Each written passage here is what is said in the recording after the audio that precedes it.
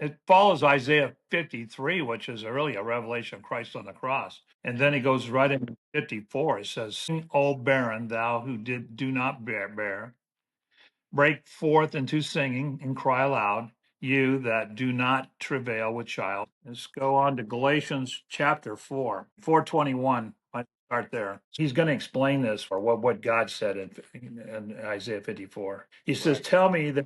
Tell me, you that desire to be under the law, do you not hear the law? Now, here's where he goes back to Isaiah 54 again. Paul talks about, for it is written, rejoice, you barren, thou bearest not, break forth and cry, you that travails not, for the desolate hath many more children than she that had a husband. Now I'm gonna tell you what that means real quick, so we don't have to belabor this. What that means is that, okay, first of all, let me ask you, Russ. I guess I ask you. You know, who is the one that has a husband? Yeah, It's yeah, Israel. because they have.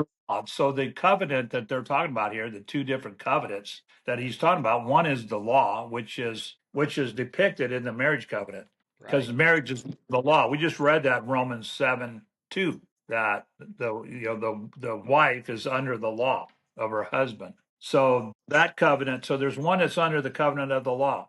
Then there's the one that's a promise that came through Isaac, and then you find the fruition of it in Yeshua. And from Yeshua, that Yeshua had many more children